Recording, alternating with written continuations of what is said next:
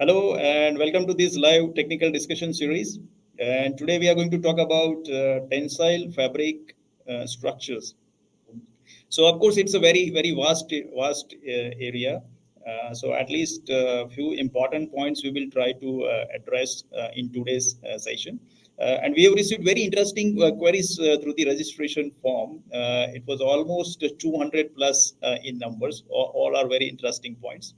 And we'll be having Mr. Raju Mahadevan with us very shortly. And he's having significant experience in the tensile fabric structures.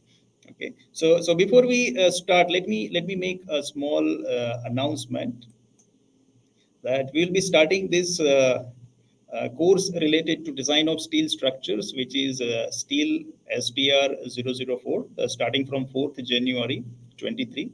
And it will be focusing on the design of steel structures along with the connection design.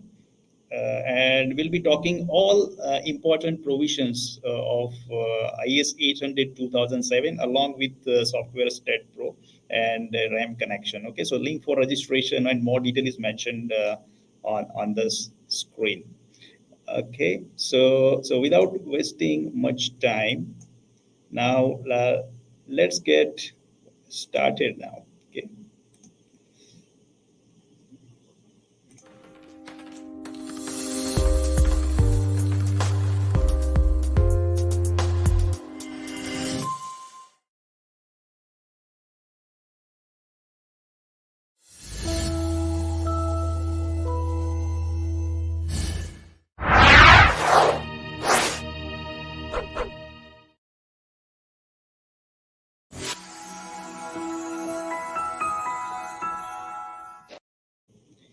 Okay, so now let's invite Mr. Raju Mahadevan in this live stream. Hello, good evening, Mr. Raju Mahadevan, and Good very warm evening. welcome to this live technical discussion series. Yeah, Thank you, Mr. Bhavin Shah. And yeah, it has been a great honor and pleasure for me to join in this session and to yeah, share whatever the little knowledge I have it in this yeah. particular subject. Yes, yes. Yeah, and before we get it, we start on this technical talk. We all would like to know your journey in the tensile fabric structures. Like as a structural engineer, how you got into this field, and if you can just share a little bit insight about this before we get into any technical discussion. That will be a very quite interesting and Yeah. note. In fact, I landed into this particular industry by mere accident. That's what I would say. Okay. Okay. I was working in a company in India, Larsen& Toubro, wherein I got an opportunity for a broad job, wherein one of my classmates had told me that, okay, why don't you join this company? We do shade structures. Then I was just asking, shade means I knew that it was only sheds. Shed means industrial warehouses. Yeah. So I said, "Are you talking about this?" And she said, "No, this is something different, but I'm sure that you can do it." Well, I just took a chance. I really wanted to do something different. The moment I came here, it was completely confusing because the shade structure idea or load transferring mechanism and the way how it is done is totally different from a normal structural engineering basics or criterion. Almost for the first 2 months, I was totally blank and I had no clue about it. But the next 2 year journey in that particular field has changed my entire life, and I become a big fan of this particular industry itself. Even though after that I worked in a consultancy for about 5 years, but my interest towards this particular subject has been quite high, and that made me to take a very serious decision to start a entrepreneurial attempt in this particular field as a consultant. And Great. from 2010, I've been offering consultancy services on tensile fabric structures, on Yes. small, medium, and large structures Yes. to various kind of customers in India and overseas. Yes. Yeah, and there were few interesting points in the registration form. Few of the engineers asked like how to build career into this field. So I think that you can also share some Um, insight, as and when we progress. Yeah. Well, that is also a quite interesting note to say. In fact, I wanted to raise this point during this particular discussion, because many people think that okay, we do a training on a software, then we can do this particular subject and we can build a career on it, which is absolutely wrong. Software is just a tool. Just like if you are aware about StatPro or ETAPS, that doesn't mean that you can, design a big structure or construct high-rise buildings or design a high-rise building or something like that. End of the day, you should have a good knowledge or in the basics of civil structural engineering. The moment you have it, obviously it's a change in your career and the way how you look at it. There are some good courses available in Europe and other regions. In fact, I am also planning to make something of similar thought, and we are planning to do some kind of a course that can give an insight to the budding engineers or the people who wanted to pursue to this particular field and wanted to make it as their career. And it's a wonderful area wherein there are a lot of people who are working on it knowingly or unknowingly about the subject. Many of them are doing a very good job also. But at the same time, this is purely a structural engineering job. That's what I would say. This is not an architectural job. Of course, with all due respects, architects make a lot of changes and conceptual ideas. And their ideas is something that gives a lot of creative input to Yeah. us and to generate some innovative structures and something like parametric modeling and all is something that is quite interesting and it is workable using tensile fabric structures. But for that you should have a strong basics in engineering, especially civil structural engineering. On a normal structures, if you are doing a beam, you just need to be worried about axial force, shear force and bending moment. That's finished. And most of the cases it's only shear force and bending moment. But in tensile structures, you've got everything, all six forces and moments. And that is where the challenge is. And it's a great opportunity to work on it. Yeah, great. Okay, okay. So shall we start with the presentation? So how we'll go about it? Like, So should we have it? I have made a presentation. Basically, the idea of this presentation, in fact, I took a lot of time on what is to be included in this Yeah, presentation, and finally, I found that this time is not enough for me even to present the whole thing. I am only going to present a very few part of it, especially about very critical points on conceptual developments and some detailed engineering aspects, something related to softwares. I believe there has been a number of queries about what software we can do it yeah. and all, and also something related to detailing aspects, comprehensive modeling. And this is and moreover, and finally, I'm just giving some input on what the reviewing engineers or the peer reviewing engineers must be taking care when you get a submission. And this has been a quite challenging because the moment an engineering submission on tensile structure receives, unfortunately, the current practicing engineers are really confused on what is to be checked and how we can make sure that the load is properly transferred and the load is properly considered or not. In fact, there has been a number of cases wherein when we worked on third-party reviews, a high level of manipulations were found. It's quite difficult to find it out. Of course, it is possible to find out, and if you do a proper engineering judgment, there even a software knowledge is not required for doing a review of such structures. Definitely, I can say that. And yeah, that's it. Yeah, great. Okay, so one participant is telling now, great starting note.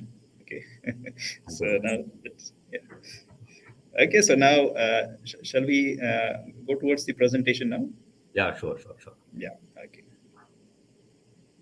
Yeah, you can share your screen. All right, okay.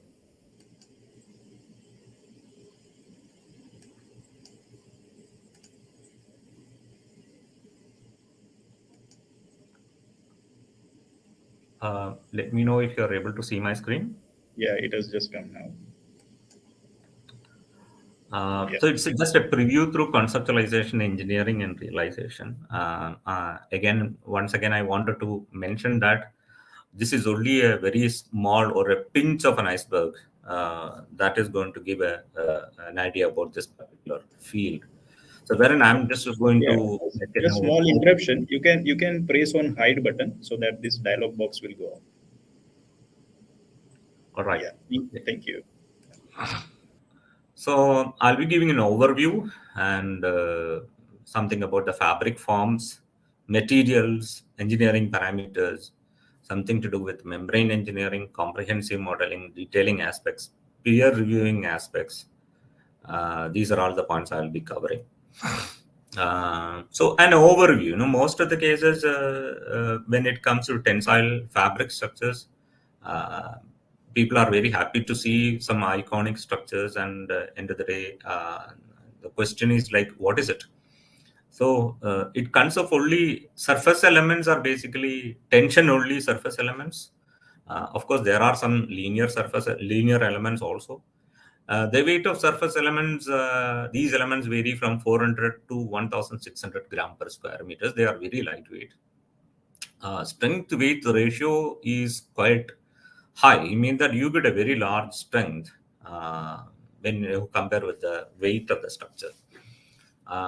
It can also provide a column-free large spans. It can provide cost-effective solution if planned well. I just wanted to reassert on the point that if planned well. In most of the cases, I always see that the initial conceptual design has been made and that has been pushed towards the membrane designers to follow it. I would always say that to the request to the architects that always have a coordinated discussion between the membrane designers as well as the architectural team and come out with solutions that can provide cost effective solutions. If the solution is not planned well, this structure can be even more uh, you know ineffective, and it will not be cost effective at all. It can go something like about 80 kilogram per square meter of steel structure, but if you plan it well, it can come down as low as 5 to 6 kilogram per square meters. This could be the steel consumption, because basically the cost aspect of such structures are associated with the membrane that you use it as well as the metal structure that you use it. So membrane is basically is a structural element, because membrane has a great possibility to carry a lot of loads. Same is with the structural element. You use the structural element very effectively, then you get a cost effective solution. And it also offers different levels of light translucency levels. You can play around a lot with the blockout fabric, mesh fabric, and all these things, and provide play with the light translucency levels. It can work as a facade, it can work as a complete building enclosure, what I have shown it over here. It can also be used as a hydrostatic structure. It can provide cost effective solutions again, if it is planned well. These are all some of the membrane applications. This is a building which is being completely done with membrane. It's a two-layer membrane structure, and this is primarily a facade element. Outside the building, you have an option of different colors and shapes. This is a soffit ceiling of a roof structure. This is an open area canopy, freestanding canopy that can provide a shading for children who are playing below it. And this is for a metro station wherein you can play with the translucency levels. So this is a parametric model, the tilted ellipsoidal dome structure. You can put it on a resort or a beach resorts. There are other areas, industrial applications. I just pulled it out from the internet, but I just wanted to show that the possible applications of membrane structures. So membrane are being used as a biogas containing element, because the moment you have the methane gas comes up, you need larger areas. In fact, the methane is going to be even less dense than the air. So obviously, it pushes the whole roof up. You don't require a rigid structure for it. And generally, you have a two layers of membrane that is being kept above the ground to contain the methane. Some of the European companies have developed a system wherein the membrane can be used as a tool for lifting accident prone, or the areas where the trucks fall down, and for lifting it up, because many of the cases the trucks will have a lot of loads, and getting a crane in some of the areas are quite difficult. So the folded membrane comes, and it has been brought to the site, and you flush in with the air the moment the trucks lifts it up. This is one of the big areas of business, is that water tanks. A lot of construction industries in and around the world requires a lot of water for their construction activities. For making a water tank at the site is quite expensive, and to move it to other area, it requires a lot of transportation expenditure. And one of the good solution is to have a pillow water tank, wherein you can fill in with water, and this is also being made with membrane. Other area of membrane is that you can have an inflated boat. This is also with the membrane. So these are all industrial application, I would say. um, so basic of tensile structure, I just wanted to give a brief about it. This particular seminar is not going to be a replacement for a course, but just to give an idea about what it is. Basically, a tensile structure consists of either a linear element like cables and tension rods. So cables work as a catenary edge, and tension rod also can work as a tie back as well as a catenary edge element. Mostly these are high tensile wire ropes. Surface elements, which can work as generate the shape of a single layer membrane system, where the fabric form is very important over here. The type of fabric can be HDPE, PVC, PTFE, or ETFE. Or the volumetric elements, where you have a multi-surface elements, works as tensile fabric cushion elements when it comes to multi-layer. So you have two layers of membrane with pressurized air in between them, and this is it requires an internal pressure, and this can be done is in PVC as well as PTFE. This particular cross section gives a general idea about a membrane of a PVC as well as a PTFE fabric. If you look at it, these are the high tenacity yarns, which actually takes the forces. There has been a misconception in many of the people in the industry that the loads are being transferred through the coating. In fact, no. Coating is just protection of the high tenacity yarns, because the yarns are the load taking or load carrying elements. The difference between PVC and PTFE is that PVC has got lesser crimp. The wave shaped one is called a crimp.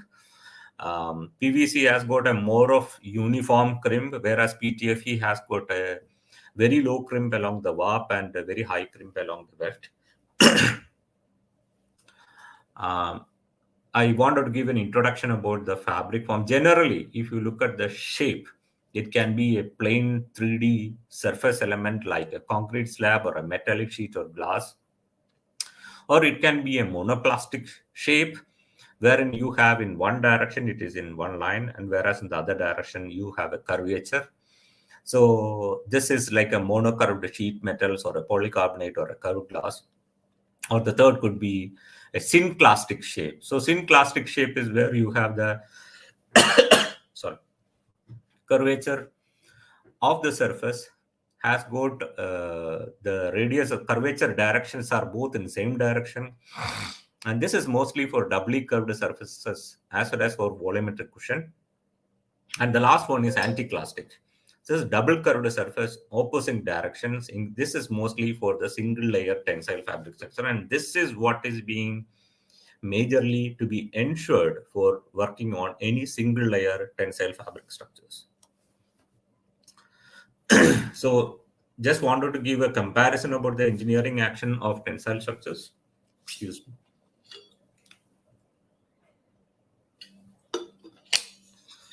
If you consider a two-way slab, the action is through bending moment, and the shear force is the internal forces acting on a concrete slab. If you are going to use a monoclastic shape of a glass, You have either an axial force, it's a combination of axial force, bending moment, and cellular shear. Whereas these two acts only with surface tension. Whereas this is a synclastic shape and these two are anticlastic shape. So the whole theory of the membranes are made using the theory of soap bubbles with the minimum surface. So the fabric form finding is one of the processes wherein the shape of the fabric is achieved using a minimal surface using the soap bubble theory.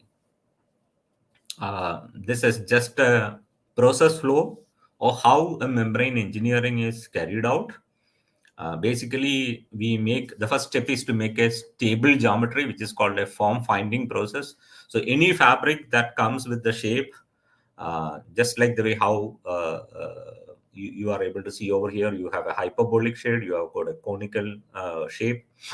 All these are generated using a fabric form finding process. That process makes sure that the geometry that you achieve is stable, and it can be applied with further superimposed forces. Then we select the material based on the project demand and the purpose which is to be used, like it's an external area, internal area. For that one, we use an appropriate material. Then we make a combined engineering model. We'll talk about it a little bit later. So wherein the combined engineering model has to be stable, as well as it has to converge when each engineering analysis. And once the analysis is done, we have to optimize so that it is workable, transportable, and buildable. Then we make a detailed design and documentation. Then the next stage comes a production detailing. Either it has to be done by a fabricator, or in some cases where it is so complicated, we also do generate production detailing. Finally, inspection, testing, as well as commissioning. Before we move to the fabric materials, Bhavinji, is there any interesting questions you wanted to have a look at it? And I'll be more than happy to look at it. We can take a short break.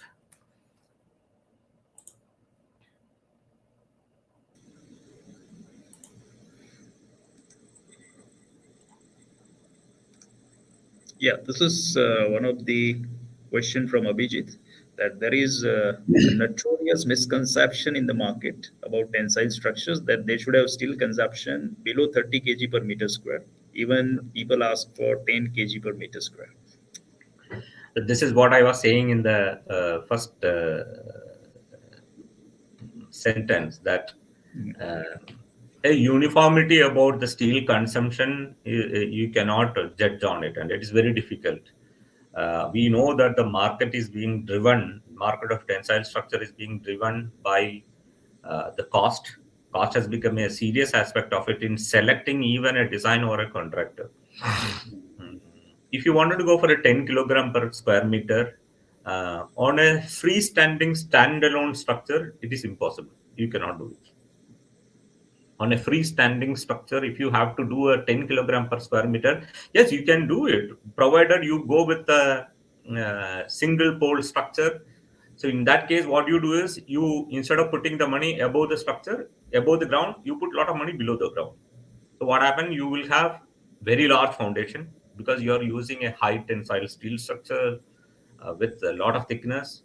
Then you reduce the steel on above the ground level. It could come even 7 kg per square meter or 6 kg per square meter. But in that case, your foundations as well as the cost of piling gets considerably higher.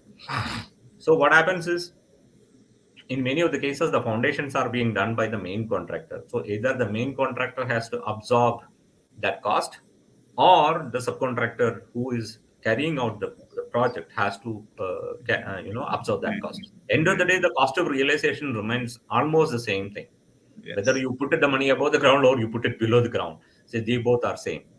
But generally, the steel consumption is somewhere about 25 to 35 kg per square meter on a small and medium structure. Some of them are even 20 kg per square meters. But in Yes. some cases, wherein if there are structures, there are cases wherein some tensile structures are supported on the wall brackets and it's just connecting between the buildings or something like that. It could come even like 2 or 3 kilogram per square meter, quite small. So that's what I was saying, that there should be a coordinated effort and a discussion between the architect, Okay. developer, as well as the membrane designer on Mm, what would be the right product for this particular area. For example, if we have an open courtyard and mm, we have a very strong building with an open, say 30-meter diameter or something like mm, that, many of the cases, what people does is they put lot of steel structures to support the central mass with the conical shield or something like that. So what happened? The cost of steel fabrication, steel material, steel insulation, everything gets very high. But at the same time, the simplest way could be that you just put a single flying mast with some 6 or 8 cables. Why I'm saying flying mass? Because the moment you put cables, the ring structure will be subjected to a huge compression. Of course, concrete can take a lot of compression. So based on the condition, based on the structure wherein you're going to attach it, you should have a coordinated discussion with the primary consultant, with the architectural consultant, and obviously you should be able to do some very nice design and a very cost-effective design.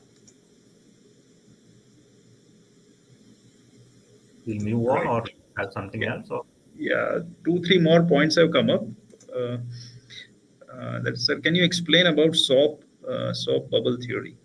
so soap bubble theory is basically the moment the soap bubbles, the surface of the soap bubble make sure that the stresses along the all the directions are same.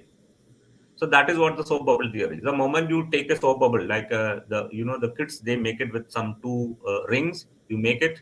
The moment you leave it up, the size of the soap bubbles or the surface that is being made is with the minimal stress and the minimal area, and the stresses in all directions are the same. If you are able to get a structure or a surface that is with the minimal surface areas and with uniform stress, that is going to be a stable structure, and that surface is going to be more stable and it can stand more. The moment the stress in one direction is high, the soap burst, the bubble burst. That is what is soap bubble theory, and that is basically being used in most of the tensile structure as a basics Yeah. for understanding. Yes. Yes. Yes. Good. Yeah. One last point. What about the permissible deflection and stress values for the tensile fabric? Well, for the deflection, it's very difficult to control the deflection of the tensile fabric alone because they are a part of a large deformation analysis. Membranes deflect a lot. Again, it depends upon the type of the fabric you're going to use. If you're going to use an HDPE fabric, the deformations are going to be quite higher. If it is going to be PVC or PTFE fabric, it's going to be lesser. Again, it's a kind of a system that you're going to put it. So generally, the codes and standards does not talk about the deflection values for the fabric alone. So it's the designer's choice and designer's decision how he wanted to restrict the deformation of the fabric.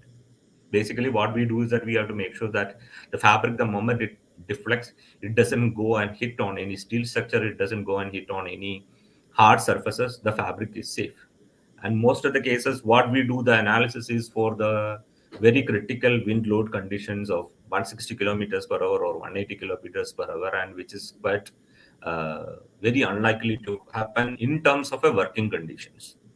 Of course, on a ultimate cases, yes, it can happen, but we are not talking about a strength of a fabric being critical on an ultimate conditions. And as far as the stress values of the tensile fabric is categorized as type 1, type 2, type 3, type 4, and type 5. So those basic categories are being given in European Design Guide as well as in ASCE 55. We'll be going through that particular directions also. So the selection of the fabric, you need to make it based on the stress values, and those stress values are available within these guides. Yeah. Okay. Now we can go back to the presentation, and then again Yeah. we'll come to the question and Okay. answer. All right. Yeah. Okay. Yeah.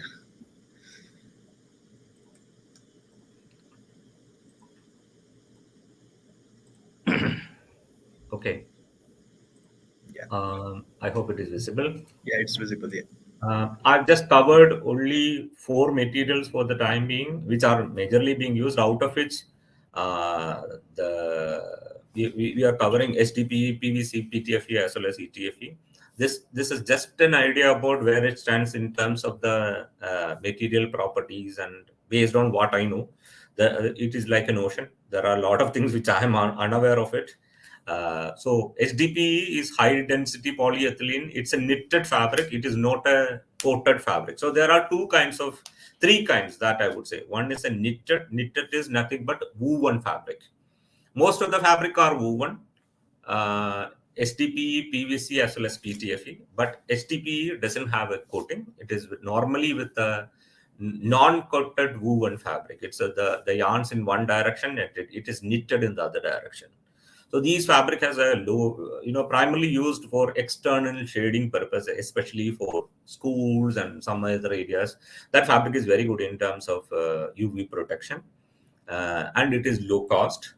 But at the same time, it has got low elastic modulus. Low elastic modulus has got two aspects. When you have an elastic modulus so low, it undergoes very high deformation. But at the same time, when EA is the elastic modulus, the stiffness generated based on EA is very less, means it induces lesser forces to the support or structure. That means that your structure is going to be little lighter. It can cover to small to medium span. PVC is high tenacity polyester yarn woven fabric with the PVC acrylic or PVC top coat finish. The weight is somewhere about 600 to 1,500 Gs. And there are some fabric even with lighter ones. That is, I have recently come to know about it. Used basically for interior, exterior as well as industrial application. The elastic modulus varies between 350 kilonewton per meter to 1,200 kilonewton per meter. So elastic modulus is a very tricky value, and it is very important in most of our analysis. A general guideline is available in the European design guide. But however, most of the fabric suppliers nowadays also provide a guideline about the elastic modulus values. Or if there is a very large project, then you can send a fabric sample to a biaxial testing laboratory and you can ask them for an elastic modulus and they'll be able to provide with you. And of course, a biaxial test facility, it has to be paid, and they can provide a elastic modulus. Short-term and long-term elongation properties are to be evaluated prior to production. And and this is the same thing even for the PTFE. We talk about it a little later. PTFE is a fiberglass woven fabric with a multi-layer PTFE coating ranging from 750 gram per square meter to 1,600 GSM. This is also used for interior, exterior, and industrial application. Elastic modulus varies between 400 to 1,300 kilonewton per meter. Fabric has different elongation properties, and the residual elongation in warp and fill directions are different. So basic difference between PVC and PTFE, if you look at it, in PVC, as I have showed in my one of the previous slides, let me go to so if you look at it over here, this is a PTFE fabric cross section wherein the yarns are having very high crimp, and that leads to initial deformation, very high short-term or initial deformation along the fill direction, and very small deformation along the warp direction. This also has got a very high varying elastic modulus along the warp and fill direction, whereas in PVC, it's much more uniform in terms of the elastic modulus as well as the elongation properties. Why I talk about an elongation property to be checked prior to production is that elongation property is a characteristics that is associated with each fabric and each supplier. You cannot combine it, or you cannot make it as a standard details or standard input, just like the way you make it for a pre-stressed tendon or a PT slab or something like that, wherein your elastic modulus remains same and the elongation property remains same, irrespective of which supplier you are going to use it. There are many suppliers over here, so I'm not going to say that this supplier is good and that supplier is bad or something like that. But at the same time, whoever is doing the engineering has to make sure that you are using the right elongation properties, as well as short-term as well as long-term elongation properties, and consider a biaxial testing results based on the forces and stresses as per your analysis, and then apply a compensation value. Compensation value is nothing but the reduction value that you make it on the fabric. We'll talk about it a little bit later. ETFE is an extruded polymer. It is not a coated fabric, whereas PVC and PTFE is a woven and coated fabric, whereas STPE is only a knitted fabric. ETFE is an extruded polymer, and it weighs between 250 to 500 microns. So basically, it has got a very high light translucency levels, and it has got a very high U values also. But only issue with the ETFE is that it cannot span for very long span. So you require to have secondary cables or structural elements to support the cushions. ETFE can be made as a single layer or multi-layer membrane. If it is multi-layer, this works as a synclastic structure, wherein you require it can work as a cushion, air inflated cushion. That is something that is very interesting, but the overall cost of the realization is going to be quite high when you compare with the other deep types. These are all just a general guidelines on the factors to be considered while selecting the fabric material.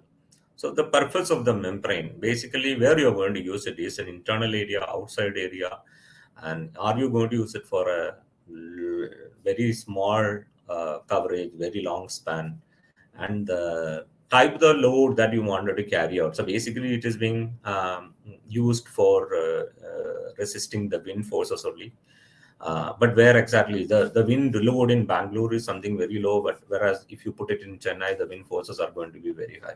So based on the location of the region and the shape of the fabric, the wind loads are going to be quite high. If you have a 10 meter by 10 meter conical shaped structure, will require a high GSM of fabric rather than a 10 meter by 10 meter hyperbolic structure. So again, the shape matters a lot. So these are all the factors that you use it for the consideration of the membrane selection. Expected usable life expectancy. This is something that I always tell to the client that life expectancy of a tensile structure is not just a expectancy or the warranty that you get it for the fabric.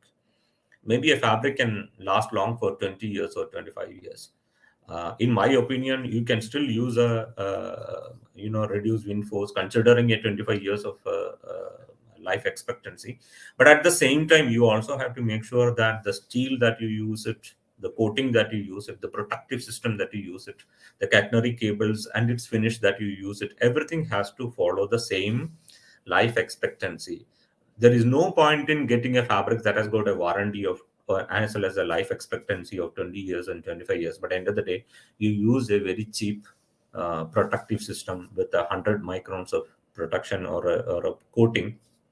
End of the day, the steel structure will start corroded much before the fabric dies out.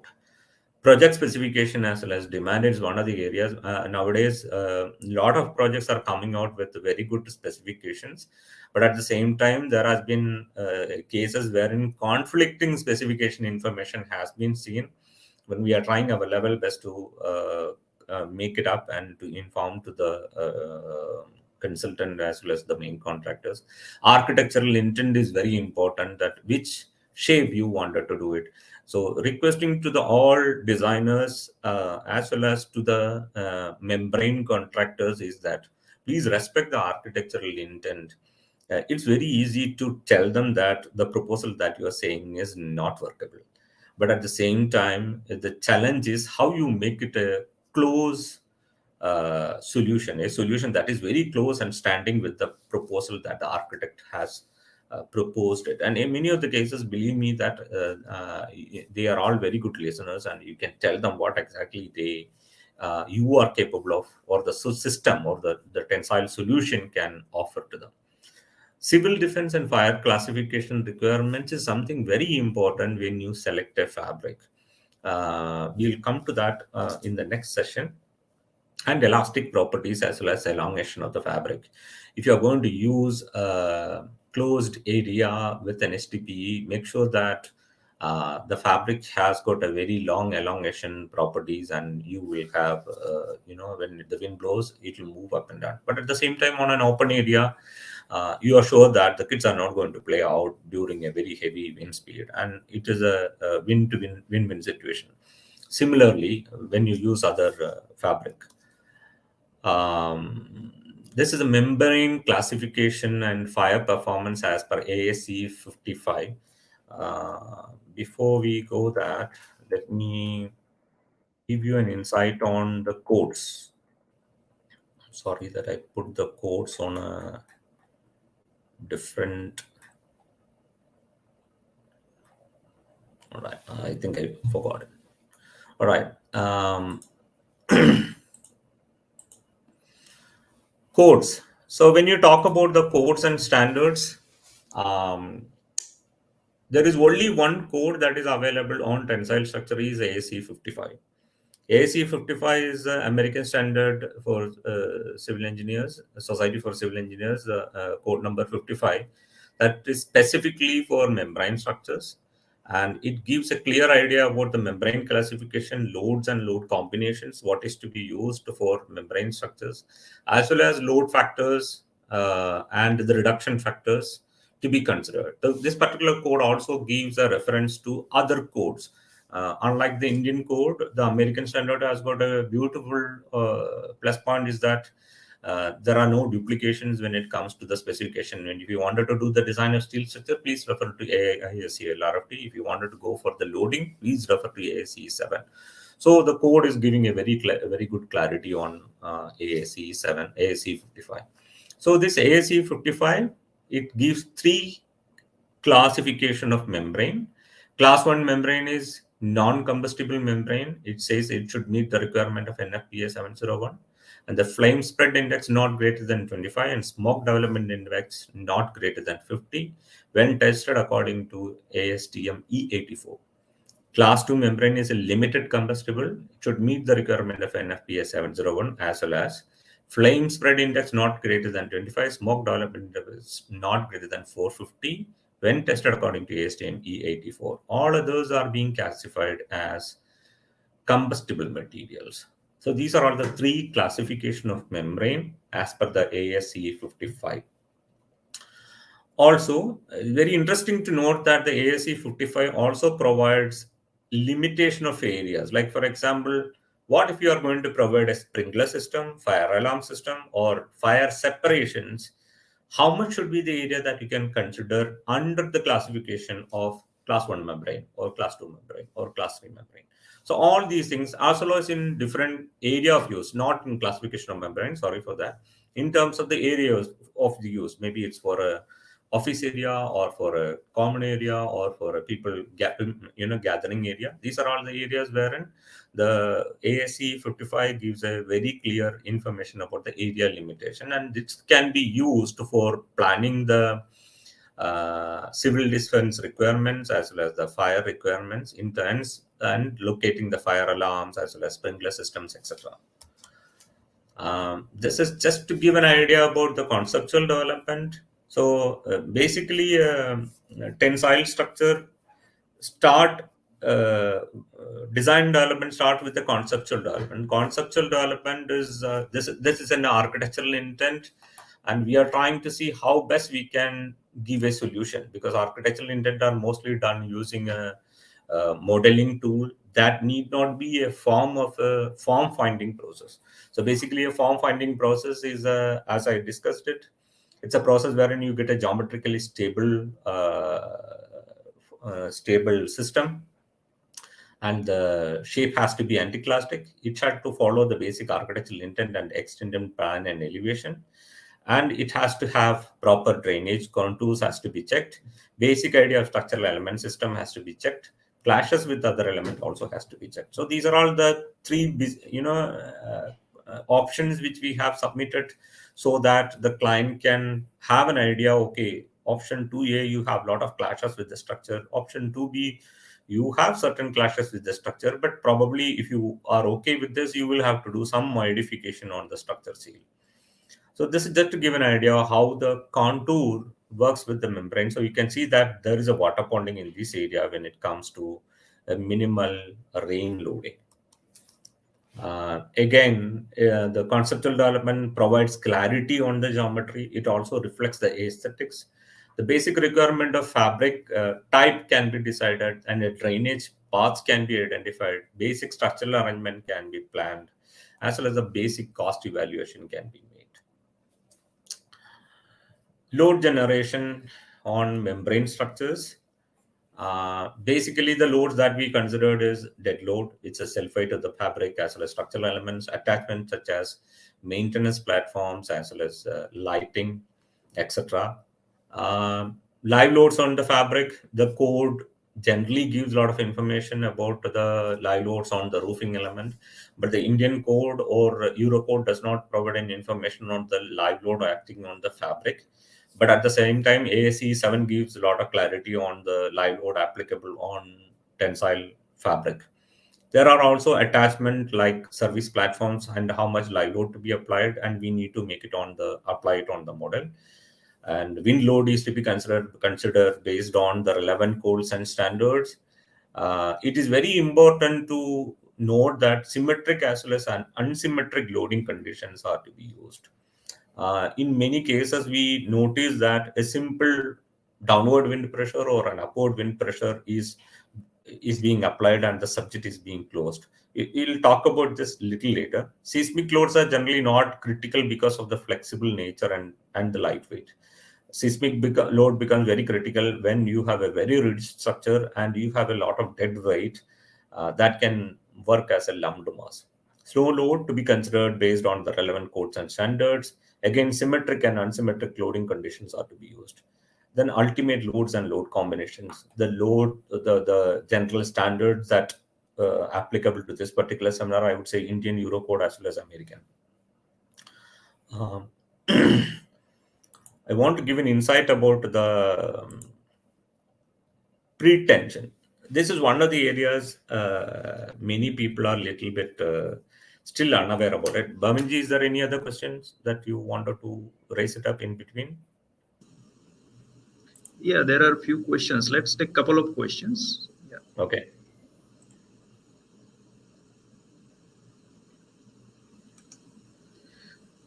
Yeah. What software generally you use for the analysis?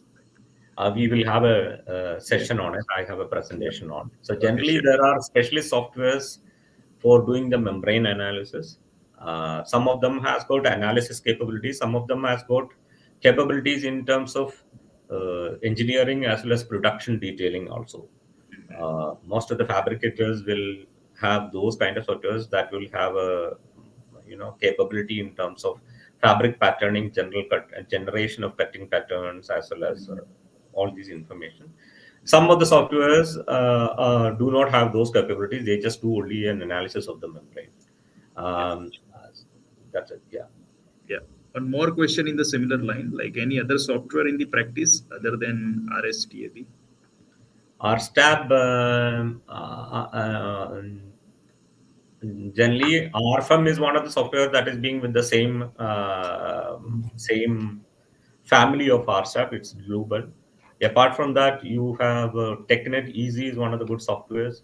You have IX Cube is another software. They've got NDN. You've got Structure Oasis. So there are a number of softwares that can offer similar kind of thing.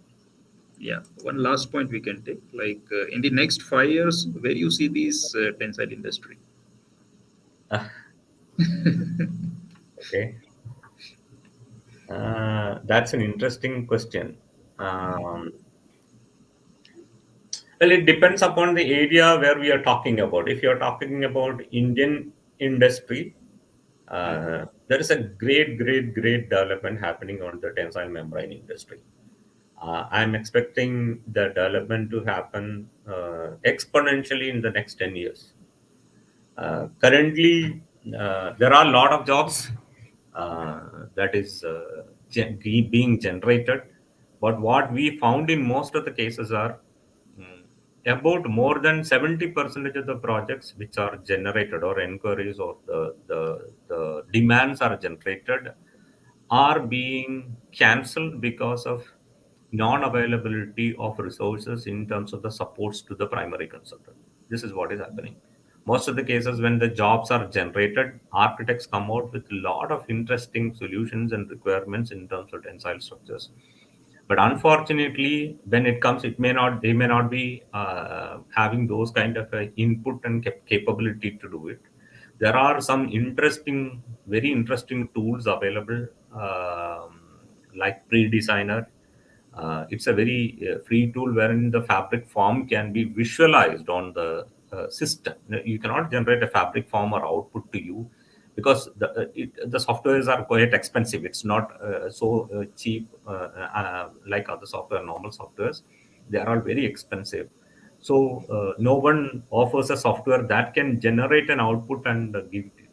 So if the supports are being properly available with the architects as well as developers, there is a lot of potential opportunity for the industry to expand.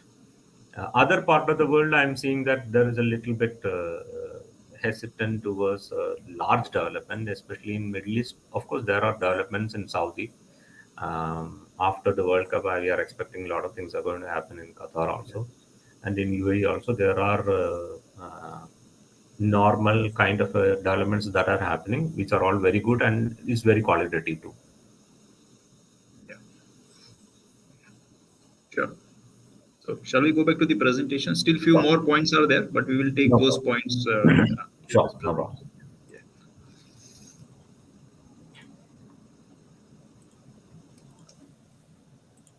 Yeah.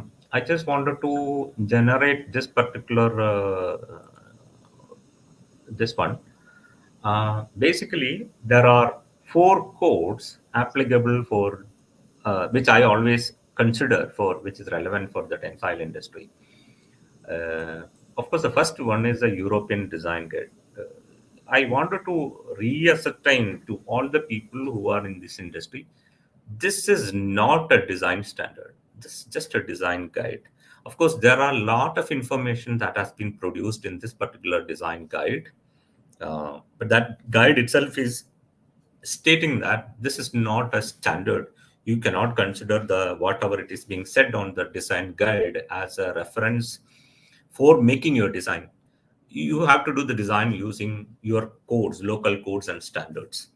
Uh, this European design guide is generated based on working groups in materials, in engineering, as well as installation, and a lot of other stuffs. Put together, they made a very good design guide, and it is a very good reference. And what if there are no other information is available for doing the engineering of such structures? You can refer to this particular guide only as a reference. But fortunately, most of the informations are available in all other codes, and we should be able to do it. Second thing is ASCE 55, and this is a standard or code for engineering for fabrication and installation of tensile membrane structures. And they are this is a very good standard, and it should be it can be used in collaborative collaboration to ASCE 7 as well as AISC LRFT. IBC, we refer to the IBC basically for special construction. That IBC chapter 31 gives special construction in terms of tensile structures. Deformation criteria or deflection criteria are available in IBC. Again, IFC, which is International Fire Code, chapter 31 for tent and temporary as well as membrane structures are available. Again, country-based codes are also to be referred. Like Eurocode is very seriously generating or developing their standard for the membrane structures, and we are eagerly waiting for it. This I have missed it in my slide. Let me go back to the slide. Okay, pretension. This is a very interesting point. In most of the people ask is like, okay, how much pretension to be applied when you design a membrane structure? And many people keep the information of design of a tensile structure as a very secrecy. There is nothing to be hide. You cannot hide information to a greater extent. If not today or tomorrow, people will come to know about it, and nothing can be hidden. So, pretension is an inherent part you cannot isolate the pretension from the membrane analysis or analysis of a comprehensive design. If you remove the pretension, then the tensile structure doesn't exist. So in every loads and combination, the pretension should be there as a part of the loading and analysis. It's an inherent part. It is required to achieve a stable geometry. It is fundamental for the shape as well as structural behavior. There is a rule of thumb available in European Design Guide. 1.3 times the maximum tensile strength to be used, average tensile strength of the fabric in warp and weft to be used for PVC fabric, and 2.5 times the average the tensile strength of the fabric to be used for PTFE. This is what as the rule of thumb. However, based on the conditions that you use it, based on the flat nature of the fabric, you can vary the pretension of the fabric. However, again, if you increase the pretension, please note that your compensation or the biaxial test results protocol has to address this particular increased pretension that you're going to apply it. If you are using a lower pretension value, make sure that your fabric is not slack in any point. When I say slack means that there is a rule in the membrane analysis is that every element of the membrane has to have tension in the fabric. This is what it says. However, if there is a load equilibrium is satisfied, it is fine.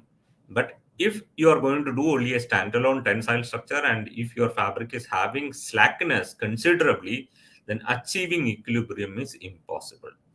Different levels of pretension levels in warp and fill directions, it can alter the shape. So I'm just giving you an example.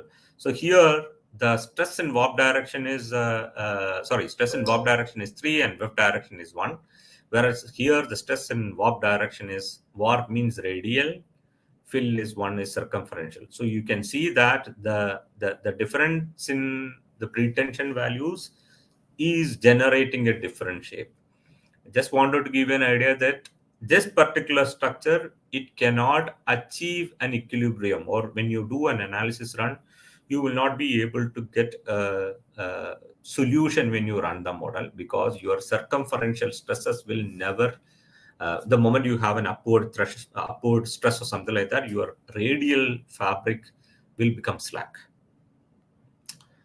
Just to answer to the question, these are all only some of the softwares. The moment I say that this is being placed here, I'm not taking any responsibility that this particular software can satisfy all these requirements. These are all available in the industry. Again, the structural engineers who are using the software is completely responsible for using these software. They have to make sure that the equilibrium is satisfied, the load is being transferred from first point to the last point. Some of the good softwares are TechNet Easy. We use TechNet Easy. I've been using TechNet Easy from 2004 onwards. About 18 years I've been using TechNet Easy. IXCube is also another software. RFM has recently started a module in membrane. Oasis GSA is one of the software which is being used by most of the European consultant. There is an Indian software. There is Softtech. So some of the modules, some of them are having a capability in generating fabric patterns. I know that TechNet has got a patterning module. ISCube has got a patterning module. Indian has got a patterning module. I don't know if RFM has Softtech as well as Oasis GSA has got a fabric patterning module. Those who are going to use it, please do your own method for reviewing the capability of each of these softwares before come to your conclusions. Just wanted to inform you that these softwares are quite expensive and based on the number of modules that you are going to buy it. Okay, let's come to membrane and structural analysis. When I started my career in the membrane industry in 2004, that is the time when we used to treat membrane separately, structure as separately. I've done so many number of structures when the complexity of the structures are not that much. You can treat the structure as separately without much of the problem. But later on, I found that issues related to the diversification, or you make a differentiation between the membrane and structure as separate. So many of the people nowadays also follow the same thing. So let me just explain you the issues related to it and the criticalities related to it. So when you do a separate analysis, you treat membrane analysis separately and structural analysis separately. So you do a membrane analysis using any of one of these softwares, considering the support points as non-movable. They are 100% fixed. In the fixed, when I'm saying it's not fixed in moments, it's fixed in terms of UX, UI as well as UZ, in terms of the forces and directions. So you assume that those points are not going to be moving, and all your analysis and membrane analysis, everything you consider that these points are not going to be moving at all, and you generate the output. Then all these results are extracted as point loads. You transfer that point loads in an Excel, then you apply it on your standard softwares like STAD or SAP. You run the analysis and you get the result and output, and you design it. So you're not going to do a back and forth procedure. You have a membrane analysis, you take the results and you put it on a structural model. You run the structural analysis again and again and again, optimize it, and then you generate an output, design output. So what are the criticalities when it comes? So as I said, the movement of a primary structure is not considered. So what happens if you do not consider it? The membrane model assumes that the support as a non-moving, whereas in reality they move. So when they move, slackness in fabric due to deformation of the framing cannot be addressed. So assume that you have got a structure with a flying mass. If you are going to separate it out, what I do, I just have a support all over here, all along the periphery. I consider that there is a support at the top of it, and I do the analysis of the membrane. Whereas this particular support is moving, it will move, definitely move. Then I have a unsymmetrical loading condition of a downward wind pressure and an upward wind pressure. This particular support moves. So it comes down, and this upper and this particular point may move. So the sum of the fabric areas will become slack. In many of the cases, the forces are found to be very high. When I say the forces are found to be very high, I've done considerable research on this particular area and found that when you have a very rigid support that doesn't move, the moment you run a fabric analysis, your forces at this point is going to be very higher, very much high. When you compare with a situation where you are going to assume that the support is going to be moving, the support, it will move based on the stiffness of the structure. Assume that you have got a column, a steel post, or a steel framing. This framing will have a lateral stiffness. Based on the stiffness, it will move.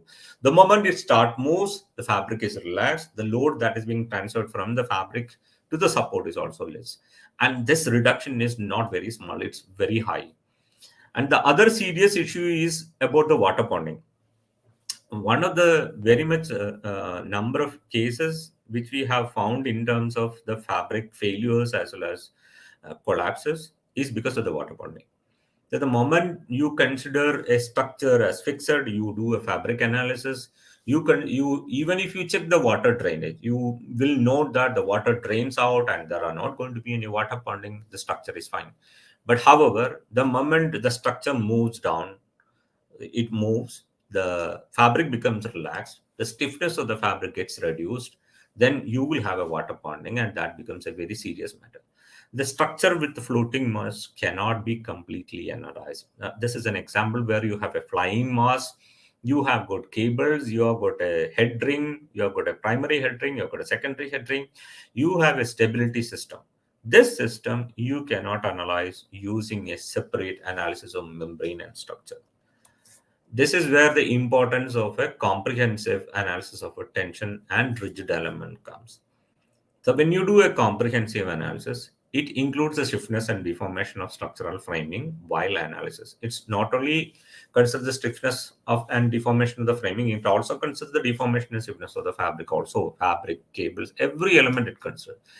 The stability can be addressed very effectively. You can check if the structure is stable, including fabric, how it behaves.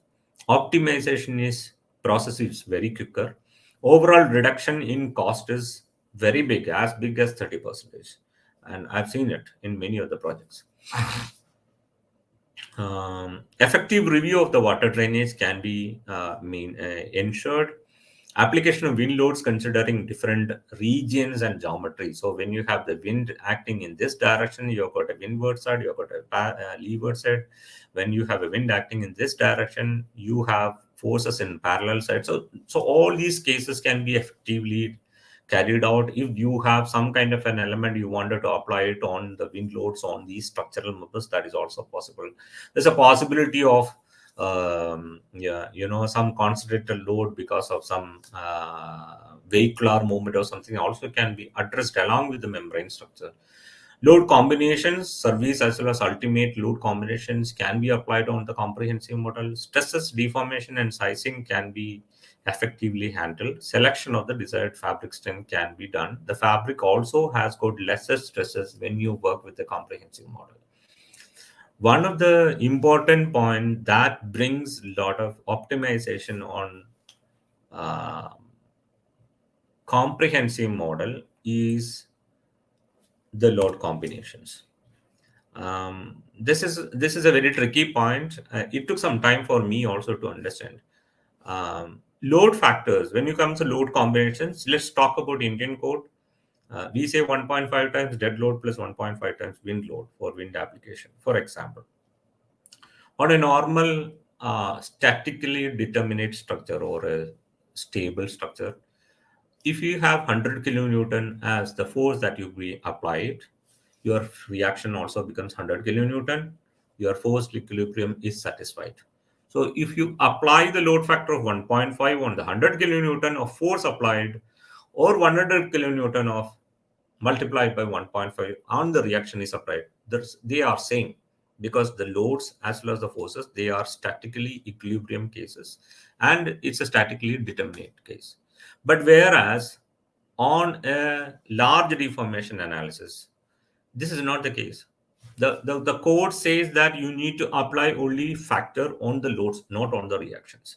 So when you do a membrane analysis using a factored load, the reaction is not going to be the same as the linear interpolation of the factored case. For example, if your load factor is 1.5 times 100, and if that particular reaction is not going to be 1.5 times 100, it will be somewhere about 1.2 times 100, and still the equilibrium is satisfied. The overall force, whatever you apply it is definitely going to come, because here the force that you induce it on the membrane is on the surface. It's a horizontal force. So if your 100 kilonewton is a vertical force, you multiply 1.5, you get your 100 kilonewton into 1.5, 150 kilonewton as vertical support reaction at top.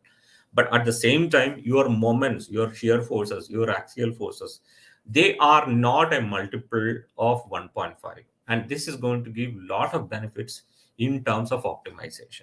I don't know how far this has been understood by the viewers, but this is one of the areas that is giving a lot of benefits, and we have been successfully able to do a lot of optimization based on it.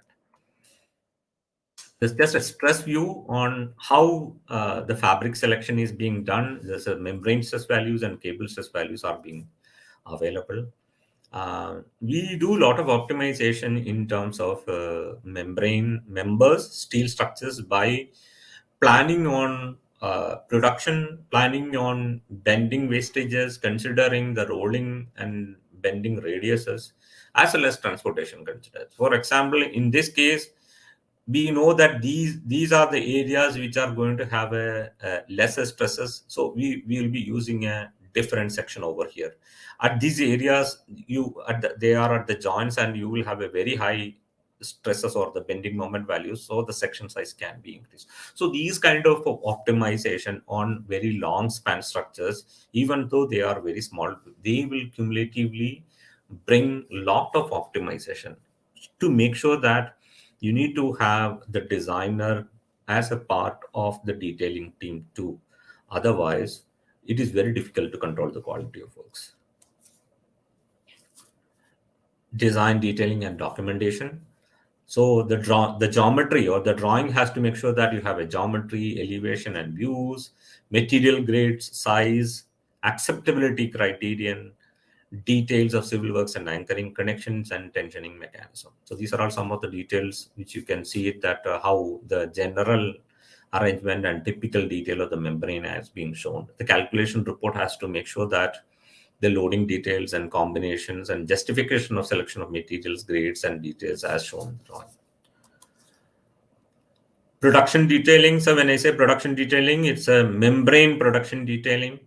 So there's a just an insight only. It's a very big field of fabric patterning. The fabric patterning has to make sure that the direction of the warp and weft directions as per the membrane models are being used. In our analysis, we have to make sure that the direction of the warp and fill directions are being marked on the analysis and the same direction is to be used. So for example, if you are going to use a two-way concrete slab, the concrete slab will have a reinforcement in one direction as a heavy reinforcement in the other direction as the value. What happens if you put reinforcement in the diagonal direction? So here your result is going to be completely wrong. Same way, if you do a membrane analysis and your direction of the warp is in this direction, and in the detailing, if you make a warp direction in some other direction, your membrane direction in another direction, then the result is going to be completely wrong. And there has been cases wherein we worked as a peer reviewing consultant, disasters and collapse of structures has happened because of an incorrect direction of the warp and weft directions. And you should have a proper QA/QC mechanism to achieve the architectural intent installed. We always insist on a complete knockdown solution. Complete knockdown solution is nothing but you make a you completely avoid the site welding and have a completely bolted solution right from the factory. Metal detailing, we show the well details, positions, and orientation of the elements, ensuring that it is within the restricted size for the transportation, easiness in procurement. So when you're working in India, we have to make sure that those elements which you use it for our engineering has to be available within India and it is within the market. Do not use those materials that is not available, like 355 grades or 450 grade or something which obviously is available. Fabric detailing, we have to make sure that the compensation values are being arrived using a biaxial test protocol. We'll talk about it a little later. Orientation of the warp and weft direction, provision for the tensioning mechanism, and nesting and reduction of the wastages. These are all a sample of detailing which has to be done for generating the fabric tensioning system. It's just an example of how the detailing of the steel structure has to be done and the installation can be carried out in coordination with the detailing team. Supervision, testing, and method statement. Bhavanji, you wanted to have some more questionnaires to have a look at it? I No, can it's okay. stop. Let's proceed. Okay. It's very important for the primary consultant to have a protocol towards supervision, testing, and method statement. We presume that the fabricators are doing a good job, and many of them are doing a good job. But unfortunately, there are some cases wherein there has been a gap between the design detailing, as well as the fabrications are happening. So there is an important in terms of supervision, testing, inspection, in terms of the material quality checking, in terms of the fabrication, and in terms of the fabric production details. This is just a sample of the fabric we inspected and marked, showing the direction of warp and weft direction. And this is saying that this is for the seam weld test, the sample for a third-party testing. And this is a steel structure weld test, MPA testing being happen, and this is for the UT test for the full penetration butt welding. These are all visual inspection, and this is just an inspection in terms of the paint microns in terms of thickness. I want to give you an idea about the biaxial testing. So there has been a cases wherein, I'm sorry, sir, that it should be biaxial. It's written biaxial. It should be biaxial. What is biaxial? As I said, this is a surface element. The fabric has got yarns in the warp and weft direction. Unlike other materials like steel and aluminum, these are not isotropic materials.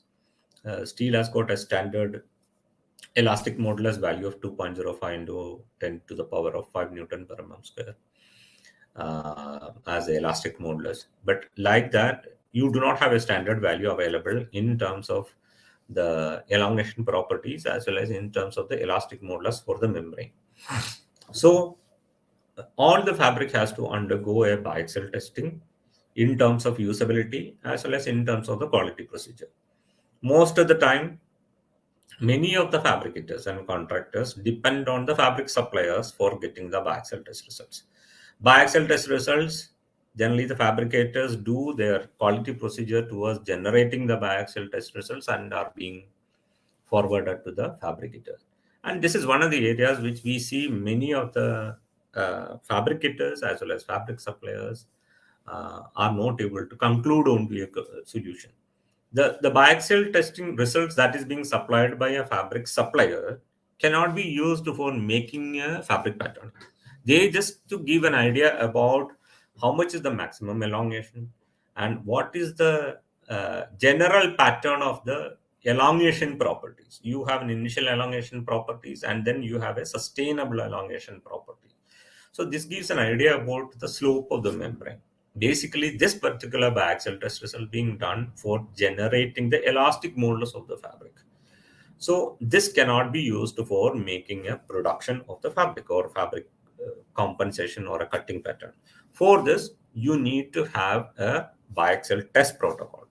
So what is a biaxial test protocol? Biaxial test protocol is a loading diagram that a designer has to generate it and you need to give to the laboratory directly.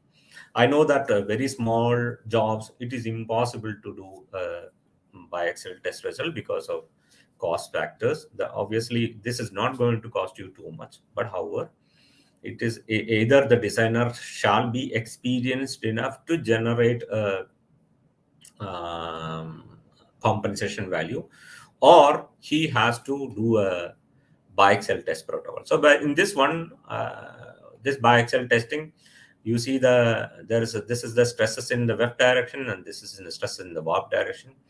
So we load the fabric up to the pretension value, and then you put the double the loading. Then you load it along the warp direction. There's a stress in the weft direction. Then load it along the stress direction and load in the warp direction. How these values are arrived? These values are basically arrived based on the stresses in the fabric, based on the wind load that is being applied. So when you apply the wind load, there are stresses in warp direction. So when you have a wind pressure acting on the fabric, you will have high stresses in the warp direction, low stresses in the weft direction. So those values are to be noted. So when you have a suction, you have a high wind or the stresses in the weft direction and low stresses in the warp direction. So these are to be integrated while generating a test protocol, and this test protocol is being generated and sent to your testing laboratory. So the testing laboratory makes a biaxial test results based on this test protocol, and then they provide uh, uh, value towards the residual elongation on the fabric. You will be able to get it, and this is the test biaxial test result that you have to use it for making a fabric production or fabric compensation. So these are all the main points in terms of the engineering, and this is going to be the last point in terms of the review consultant. Shall I move to this point, Bhavinji? Is there any other queries you wanted to raise? Yeah, I think let's finish the presentation and then we can take up the points. Okay. Yeah. Uh, Globally, there has been a lot of submissions happening on tensile structure by the designers, by the contractors, by the fabricators. A lot of people make submissions. There has been cases wherein the submissions goes with a normal structural engineering softwares. I've seen many cases wherein people model the membrane using plate elements. So plate element will have an axial compression capacity. So you model the primary steel structure and then you apply a load on the plate elements and then you run the analysis. But at the end of the day, you will get nothing. You will not receive any forces and moments because those whatever you do the analysis is completely wrong. So you have to use one of the specialist software to run an analysis.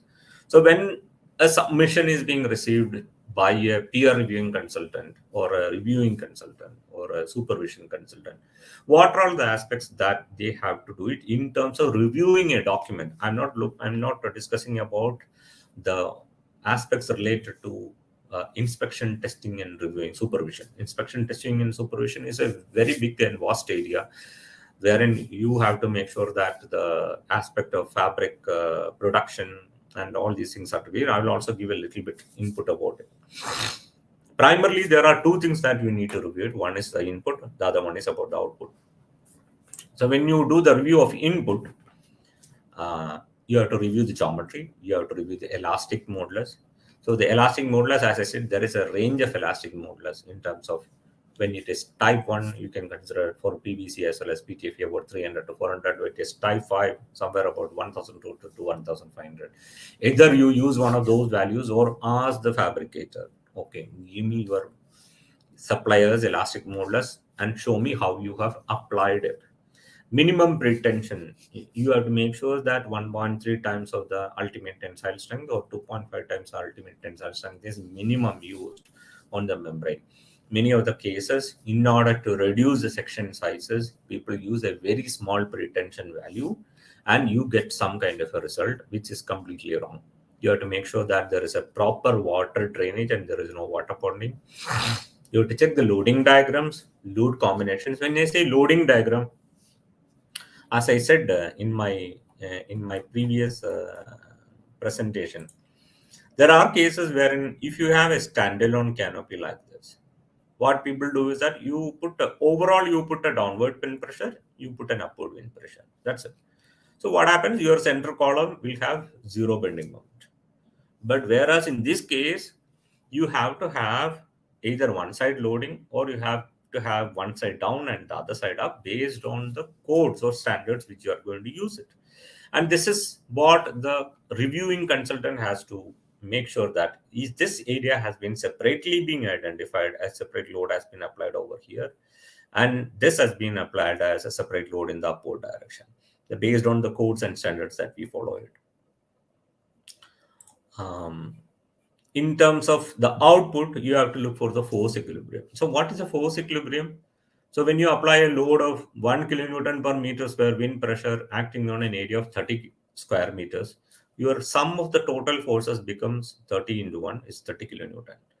But if there is an error or if there is a singularity, then the sum of the forces acting in x, y, and z direction will not be same as the sum of the forces or the reactions.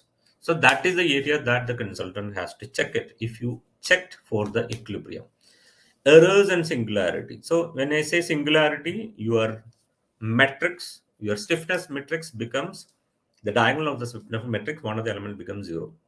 So your result will become wrong.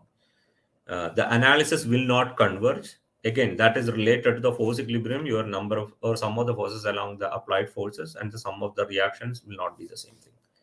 Load flow, you have to make sure that there is a load flow happening from top to bottom. You can check it using an axial force diagram or a bending moment or a deformation diagram to check that the load flow is proper. Material properties. Many of the cases, in India, when you are looking at it, there are YST 210, YST 240, YST 310. There are a lot of other material grades which is being not used, which is not to be used for structural purpose at all. The reviewing and supervision consultant has to make sure that you use the correct material property. When you use it in the analysis, use the same thing in your design and use the same thing in your drawing and in procurement also. Cable construction is one of the areas wherein we find that there are a lot of manipulations happening. When I say cable construction, the cable comes with different construction like 1 by 19, 1 by 37 or 7 by 19, 7 by 37. What is the difference? 1 by 19 is a single standard construction will have a higher load capacity than a 7 by 19 or a 7 by 37. So 7 by 37 is a cheaper cost, a cheaper material in terms of the price. 1 by 19 is a costlier material. 7 by 19 is more flexible. 1 by 19 is very rigid. So considering these aspects, there are many cases wherein we found that these has been interchanged. But whereas there is a lot of reduction in terms of the strength. For example, a 16 1 by 19 cable with a 1770 Newton per mole square will have a breaking load of 238, whereas same material strength but a construction of 7 by 19 will have a breaking strength of less than 200. So there is a drastic difference of something more than 20% of the reduction in the capacity of the strength, and this has to be ensured. Detailing of the membrane, detailing of the steel structure, as well as the rigidity or the releases in terms of the analysis has to be ensured. More importantly, request to the reviewing consultant, please do carry out inspections and testing of the raw materials.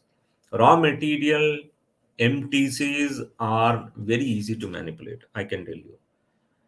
Unless and otherwise you go and make a sample and test it, it is very difficult to identify what material is being used. This is based on my experience. There might be good suppliers. I'm not saying that they are bad suppliers.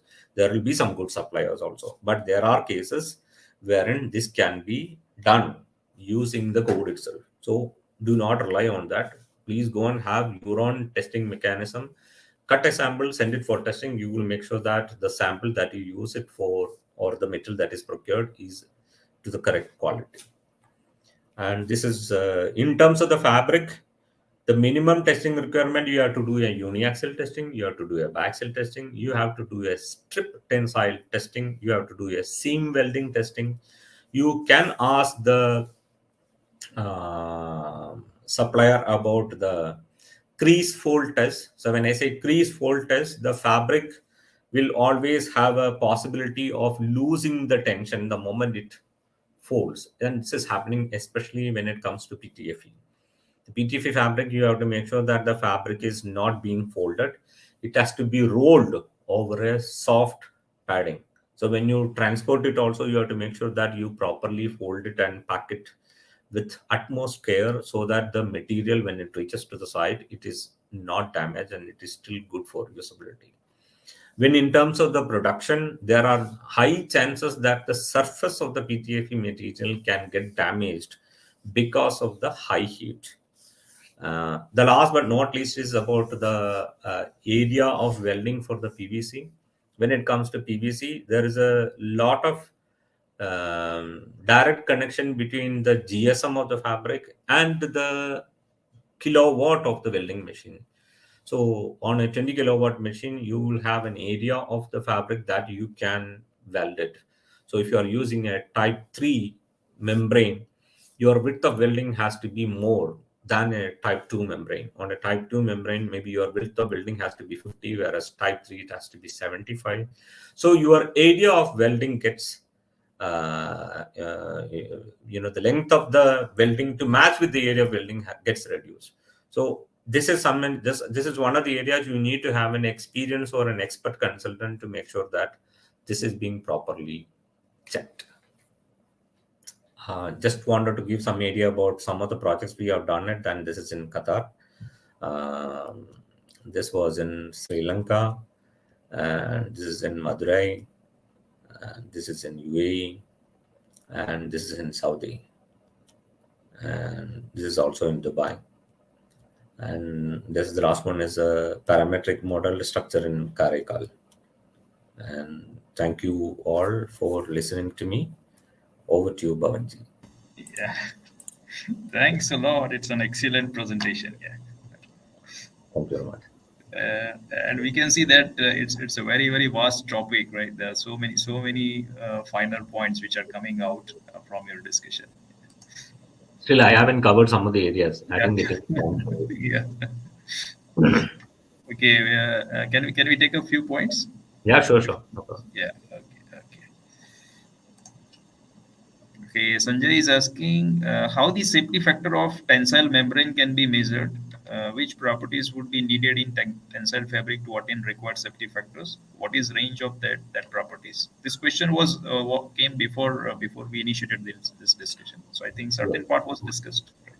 Generally, the European design guides gives safety factor ranging between 4 to 6 based on different criterions with different working groups. Uh, on a normal case, you can consider 4 as a safety factor generally. However, based on a very high conditions or very high wind conditions, higher safety factors can be adopted. AAC 55 is giving a more detailed explanation about the safety factors as well as stress increasing factors, stress reduction factors of the materials. That will be a very good criteria for understanding the safety factors. Tensile stress is the value, breaking tensile stress of the fabric in the warp and weft direction is to be used against the stresses induced in the membrane. This is what is to be used for calculating the factor safety. Yes. What is the lifespan of tensile membrane structures? Um, the lifespan depends upon three factors. Uh, just by using a tensile, any membrane, you cannot get a lifespan. In terms of the material, if you look at it, the primary load carrying element of a tensile structure is the yarns. The moment the yarn is exposed to UV, it will start degrading. So first thing is that you protect the yarn. So that is why we ask for PVDF coating or PTFE Teflon coating. There are different other technologies that is being used for lot of technologies are being come. Each fabric suppliers will have their own new products and with a very long spanning and additional extra warranties they provided. The other factor is about the effectiveness in terms of the production. If the production is done properly, the fabric will have longer warranty. There are cases wherein when we work on the projects as a specialist consultant, wherein we supervise the work in terms of the fabric production and everything, then the fabric suppliers also are willing to provide an additional warranty towards the factory, safety of the span. These are all the warranty factors. Generally, a PVC fabric stands for about 20 to 25 years, and PTFE stands for about 30 to 35 years. But again, as I told you, you also have to make sure that the steel is being protected well. If the steel is not protected well, there is no point in maintaining a high factor of safety or a high warranty of the membrane. So the protection of the steel is also very important. Yes. What are the fault of these structures? So maybe I think he's talking about the cones. Uh, Fault of the structures. Talking about the Fault, maybe disadvantages. Like maybe I think he's talking about maybe disadvantages. disadvantage. Um, I couldn't find much of them. They are very lightweight in terms of it. In some of the cases, you will find the deformations are a little bit higher than a normal structure. Another I don't know whether you call it as a disadvantage. Uh, Very small area with a very high force. This is what the challenge when it comes to membrane structures. On a corner plate of a membrane structure, you will have tons of loads coming, like about 50 tons of loads acting on one particular area of a membrane or the corner. So the challenge is that you maintain it. But if you do not maintain it, that becomes a triggering point for collapse. So that catastrophe is something very important, and you have to make sure that you address it properly. You have to have a proper structural engineer to make sure that that particular connections are being properly designed, detailed, and the load is being properly transferred. Apart from that, see, everything is connected. Like on a concrete structure, when you're designing it, what happens if you drill through one of the rebars? Nothing will happen. You have something else which is on the next one that can carry.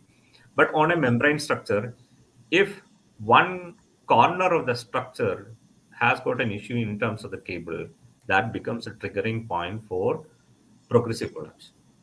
So this is very important. You have to identify the key element. So the importance of a key element design is also is there. These are to be addressed. Right, That's it. right, right. Can we consider tensile fabric roof structure as an option for an auditorium building? having a span of nearly 70 meters, which is located in the high seismic zone 5 of India. Definitely. It's not at all a problem. I've done the longest one was about 150 meters. I've done it. Great. How we can identify and get the actual pretension forces while fabric erection?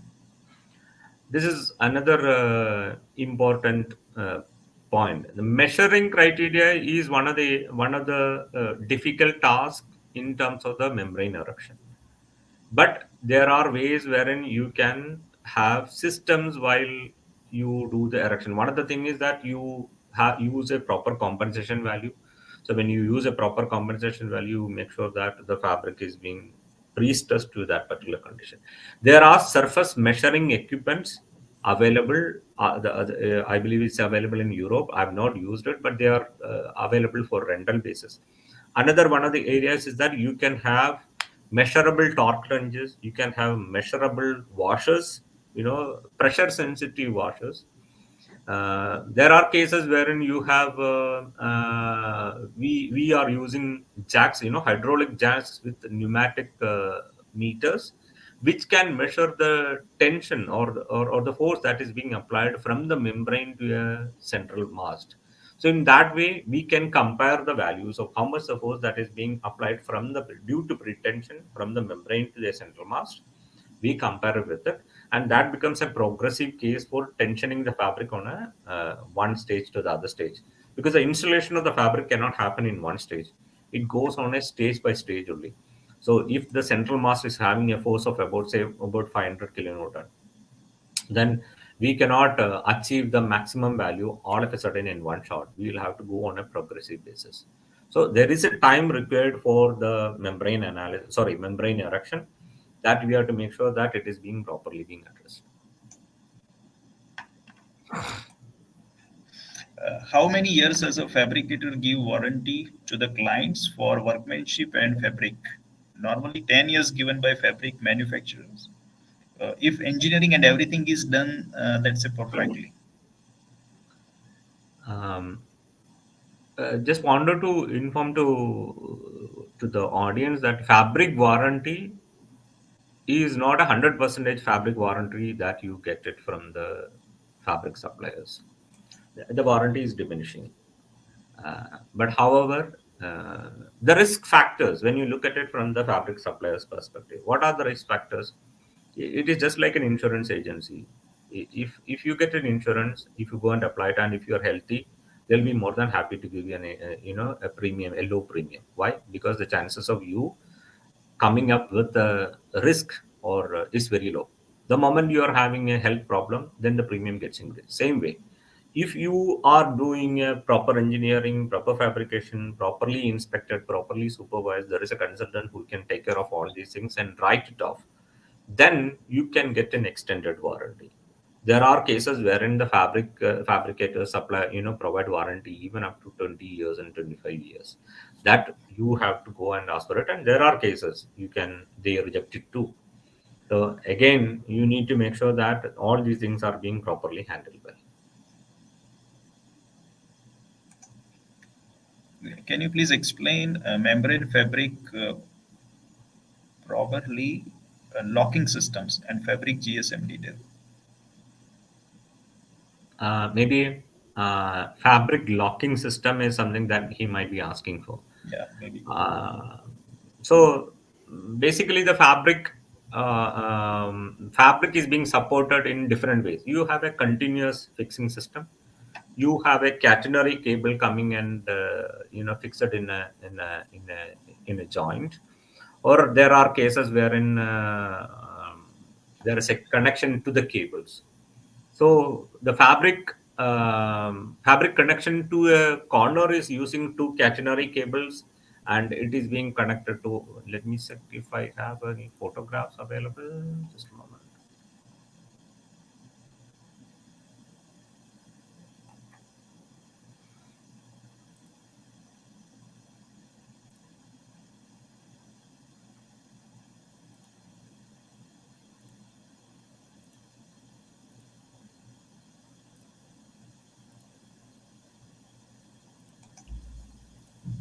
Okay. Here, if you look at it, there is a membrane plate. You have got two catenary cables, and it is being connected to the membrane plate. So the load transfer from the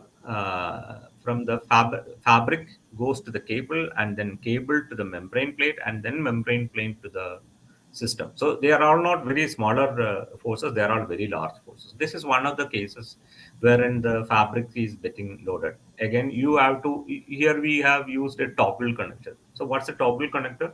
Toggle connector gives the flexibility of fabric or the corner getting rotated in 360 degrees. The moment you have a toggled connector, the fabric is free to rotate or free to move. Then you will not be having any wrinkles. Another way of connecting is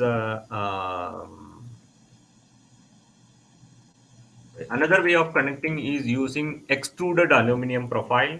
Extruded aluminum profile is nothing but you have a continuous aluminum channel with the bolts on the backside, and the fabric is getting connected to it continuously.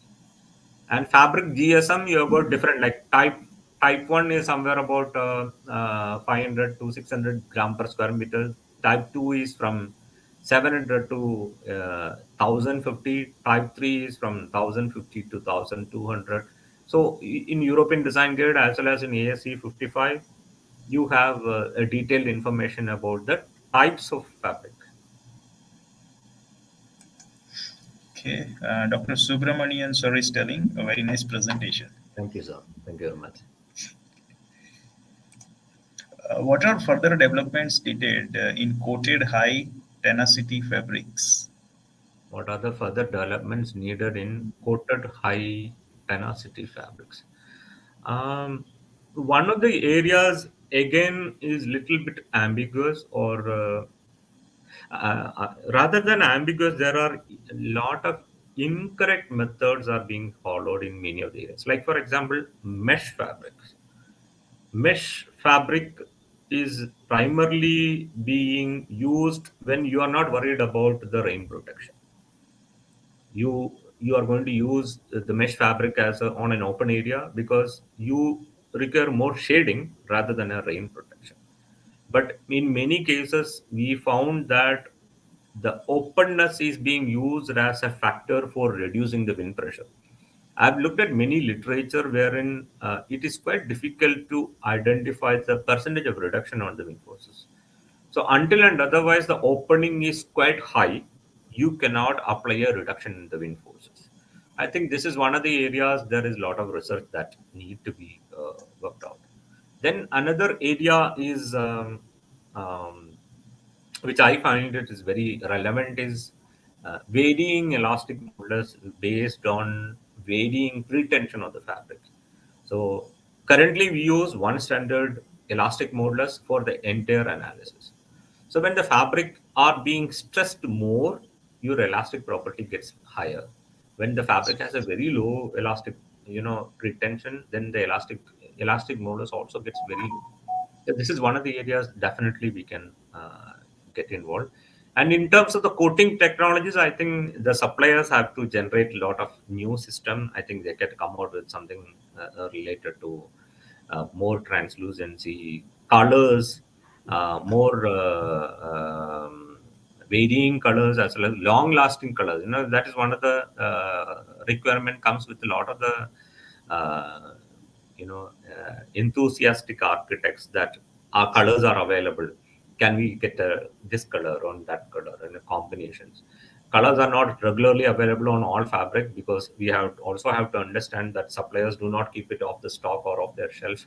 It is being made on a demand. So this is one of the areas that we can that has a good point of development. Printability is one of the aspects. There are cases wherein fabric printing is being done on the areas. One of the developments that we are doing nowadays on working on projects is a combination of opaque and translucent, combination of mesh and solid fabric we work on it. We also are trying to implement different kinds of designs on facades And this is one of the areas we have been successfully, we are doing it with the project in Navi Mumbai Metro, as well as in Nagpur Metro railway station projects. And it has been come out quite well. Can we achieve parametric profile other than external supports? And how to make sure waterproof central support if it is pierced a supporting system with holes? How can we achieve parametric profile other than external supports? Uh, what I understand is that he wanted to check if we can achieve a parametric profile without having a steel system, and I mean using the fabric shape itself. Um, Fabric has got a form finding procedure and property. You cannot change it, but you can use the help of a ridge and valley system or the under fabric cable system. So wherein you can work on a lot of areas wherein these kind of parametric modeling can be generated to some extent. That's a good area wherein the development can happen. How to make sure waterproof central support if it is pierced or supporting system with holes? You need to have either a secondary cone above it or a metal cone, or you can have a maybe a polycarbonate sheet or any other, or a GRP, a dome that can be used to provide a ceiling on the top head ring. That's it. Yeah. Okay. Can you throw some light on connection of fabrics to the respective structural steel? I think that I have shown in some other and yeah. This is something interesting. Can reinforcing steel bar in RCC be replaced with fabric tensile bar? No. No. Primarily, the elastic property or the Young's modulus of the reinforcing steel bars are quite high, where the elastic properties or the Young's modulus of tensile fabric yarns are quite low. Again, rebars or a normal structure is being done using a statically determinate structure or a P delta analysis. But whereas in membrane, it's a large deformation analysis. So I forgot to tell you that the type of analysis that we use it for membrane analysis is a large deformation analysis. So when it is large, just to wanted to give an idea about what is a static analysis, P delta analysis, and large deformation analysis. On a static analysis, uh, if you have a single column applied with a horizontal force and a vertical force, the force is the you have an axial force and bending moment. Bending moment is nothing but horizontal force multiplied by height. That solves the problem of a normal analysis. In P delta analysis, you have a horizontal deformation of the column that becomes delta. The vertical force multiplied by delta becomes an additional bending moment in terms of the in addition to horizontal force multiplied by h. So in all these cases, the internal axial force and shear force on the columns are not getting changed. Your stiffness matrix is unchanged; they remain same. Here comes the difference when it comes to large deformation analysis. Large deformation analysis, the axial force and shear force acting on the member gets changed, your stiffness matrix gets changed. The moment your stiffness matrix gets changed, you require an iteration process, and the iteration process, it keep on just iterated until the equilibrium is achieved. And that's the difference in most of, not most, all of the tensile structures has to be analyzed using large deformation analysis only. That's the difference. Yes. Weld width criteria for the different thicknesses. This is one of the areas, very interesting question. Thanks to Mr. Mohammed Zahim. Um,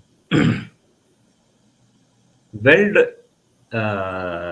based on the thickness is not something. The area of welding remains same irrespective of the thickness of the fabric. This is what I understand. Uh, this is what I understood, and when I checked in different fabric also. Basically, what we do is that you have an area of welding based on the machine capacity. So, for example, if you have a a machine capacity, say for example 15 kilowatt or 20 kilowatt, you will have an area of, say for example, 20,000 millimeter square as the area of welding. And if you are going to use a 50 millimeter as the width of the welding, then your length of the seam has to be only 400, because 400 multiplied by 50 will become 20,000 is the area of the welding. So this is for type 2. The moment you go for a type 3 or type 4, your width of the welding gets increased to maybe 60 or 75 or 100. Say, let's talk about type 4 or type 5. Your width is 100 millimeter. Based on the machine capacity, your area remains same. It's 20,000. So your length of the seam can take only 200. Why? It's 200 multiplied by 100 becomes 20,000. If you literally wanted to increase the area of welding, you have to use a high capacity of machines, maybe 25 kilowatt or 30 kilowatt machine, wherein your area of the membrane welding is getting changed. So this is one of the area that every fabricator has to be very careful when selecting the length of the die or length of the welding die for doing the production of the fabric. Again, after the welding, it's always better that you do a seam welding test. It's just a pull out test. You can do it in any factory. The seam test has to carry 95 percentage of the breaking test of the fabric. This is what the criteria.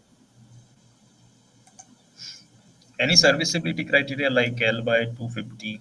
There are serviceability criteria based on uh, based on Indian standards and American and Euro standards for steel structure, not for membrane. For membrane, there are no serviceability criteria as far as I know. Fabric, it's very difficult to control the deformation of fabric. If you really wanted to control the deformation of the fabric, you need to provide an underfabric cable or a ridge cable. Again, this is another area which many of the fabricators or the designers, I've seen it, they do the analysis without these cables, but end of the day they say we are just providing it just for the safety, it's an additional feature, it's fine, you get a better value and better result. This is absolutely wrong. If you are going to provide a ridge cable, if you are going to provide an underfabric cable, model it, because that becomes a potential area of high forces. Your forces acting from the membrane to that particular cables are high. Your force is also going to be high on the structure steel where these cables are going to connect it. You cannot isolate this cable from taking any forces from the membrane. If you are going to use it along with in your structure, you have to analyze it with that particular element too. What is the range of cost per square meter for PVC and PTFE coated woven fabrics? So that you will have to check with the suppliers because it's very difficult. As I said, in PVC, you have acrylic coated, PVDF coated one side, PVDF coated two sides. You have got PVDF coated also with some lot of other technologies. Again, based on the GSM, you have got 550 GSM, 650, 700, 900, 1050, 1250, 1500. All these things, it is very difficult to compare it. But one thing I can tell you is that. Um, fabric price is not the deciding factor or a highly important factor on a project. If a project is having a reasonable steel usage, say for example 25 or 30 kg per square meter, then the percentage of cost of the fabric is somewhere about 11 to 15 percentage, whereas the steel utilization is about the cost is about 60 percentage. Because I know that many of the cases wherein projects wherein you run around on the fabric case, okay, let me go to one fabric supplier. If that price is little higher for maybe uh, 10 rupees, I jump to another supplier. I would always say that you have to use the right product. If you think that this supplier is the right supplier for you, go for it. If you think that another supplier is the right product and he has the right product for you, go for it. Do not jump from one to the other one just for the sake of the price. If you think that there is a quality that one supplier is giving you, go for it. and you can have your own method of negotiations to bring and the price as well as the quality or something like that. Selection of the fabric is not just the price, it also has to be about the coating that you are going to use it, and the warranty that you get it, and the elongation properties of the fabric. Some of the fabric can be installed very quickly. Some of the fabric it requires some time. Some of the fabric will be very difficult to install it. Some of the fabric will be very easy to install it. So that based on the elongation characteristics, you have to have either a good designer or a consultant to guide you in the right manner. Is tightening of fabric periodically as a maintenance is a kind of a common industrial practice? This is a little bit tricky question. Um, this is generally being raised by many of the people saying that we have to go periodically and do a maintenance. You will have to do it if you install the fabric using the initial elongation properties only. So let me just show you one example. Yeah.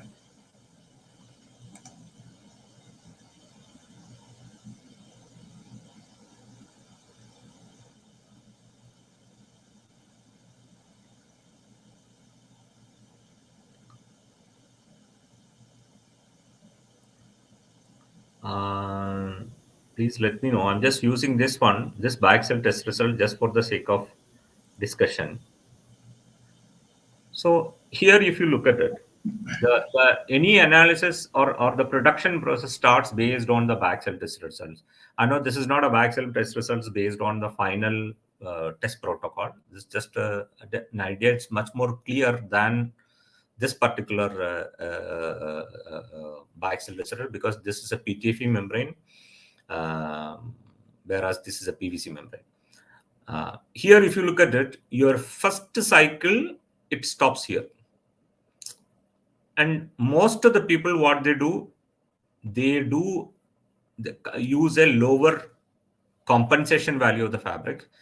So what happened, the fabric elongates a little bit, but whereas after one or two cycles, the residual elongation shifts. And this is what is very important when you give a biaxial test protocol. So here what it happens is, we address the long term stresses on the fabric 5 times as the load, because when the wind happens, most of the fabric becomes a uniformity when it goes under a 5 times of wind cycle.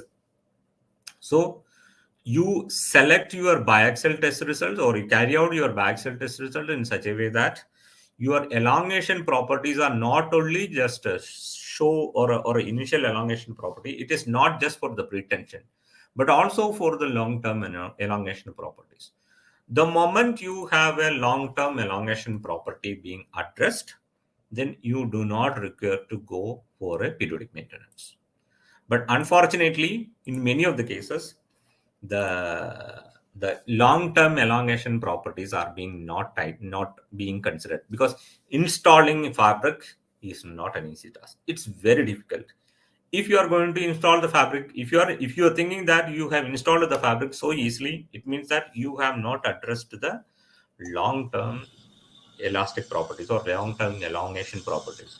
If you address the long-term elongation properties, you need an experienced installer who will have special techniques and special tools to install it. You cannot install it just by using a spanner for installing the fabric. You need to have wrenches, you need to have belt ratchets, you need to have chain pulleys to make sure that the fabric achieves the desired strength.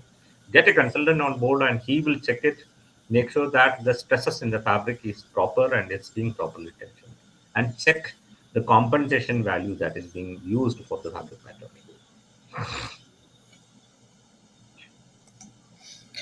If we can have flexible PV coating over fabric, will be really great.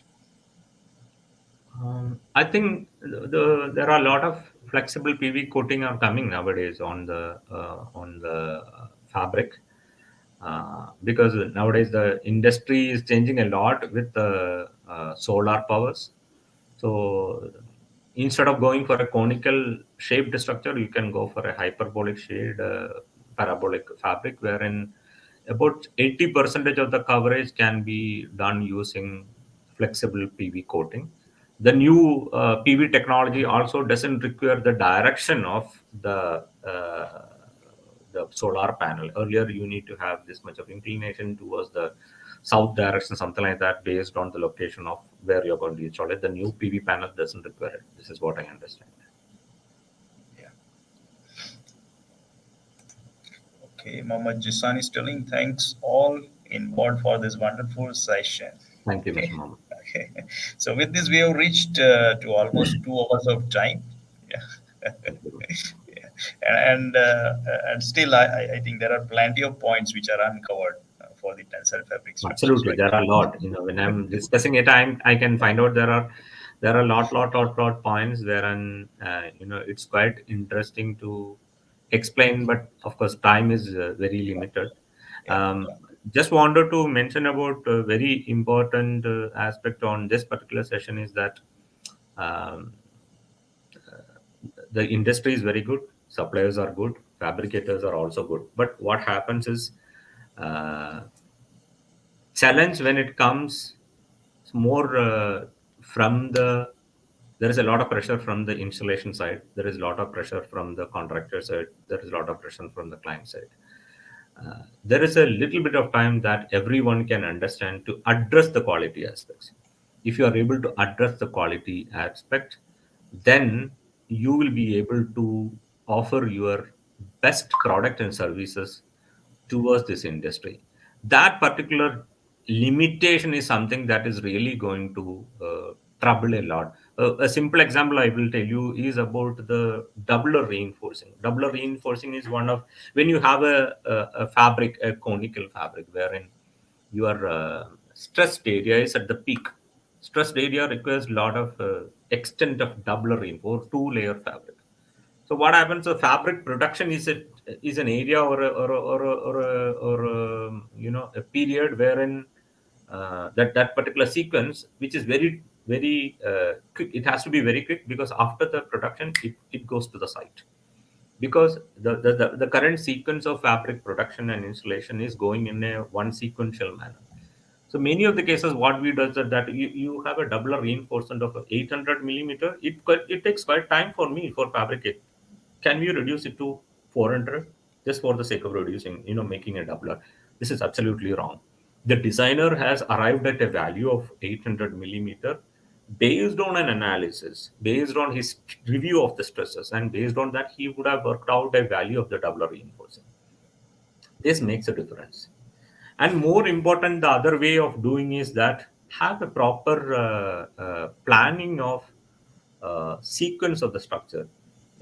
Wherein many of the cases wherein we are working as design review and supervision consultant, we engage on parallel activities. We ask the people to engage on parallel activities. So even when you are doing a construction of the foundation, you can still fabricate the steel, you can still fabricate the membrane, nothing is wrong.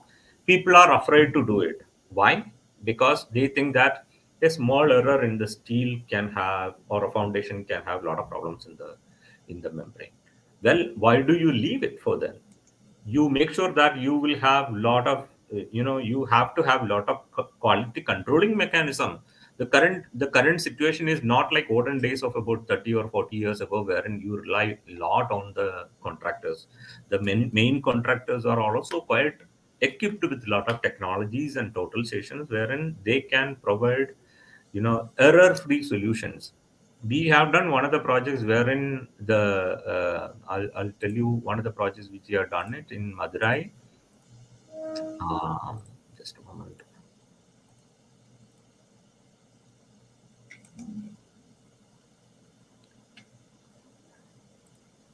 This structure, just wanted to give you an idea that this structure is about is a 45 meter by 85 meters structure. This was fabricated and installed without even a site survey. So one of the things that everyone is asking for, no, without site survey, we cannot do any fabrication and installation. Why? So the moment they started the excavation, we have given a clearance for the fabrication. wherein we have been engaged as a design review and supervision consultant. We have said that okay, go ahead with it. We have provided the fabrication detail for this one, and that's the initiation that everyone has to take and come forward to do it. The moment you have such kind of a a positive call, the result can come very nice, and you will have much more qualified and quality controlled jobs. And this is what I request to the whole industry, that push for CKD, wherein your quality controlling mechanism can happen a better way. If you're doing a site survey, it's very difficult to control it. How much site survey error you can have it? 10 millimeter, 20 millimeter, 30 millimeter. It's very difficult to control it. But whereas if you're doing a BIM model, in most of our projects, we make BIM models in Tekla.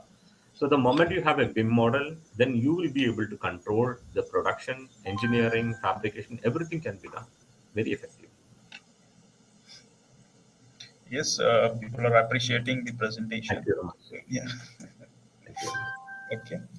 Okay. Just okay. Rajnikant is telling that got a fairly deep insight on the level of intricacy being considered with respect to structural analysis for the tensile Thank you very much. fabric structures. Thank you very Nice. much. I really appreciate it. Okay, and one last point has come up here, that sir, as per your presentation to design, these structures were required specialized software and technical guidance.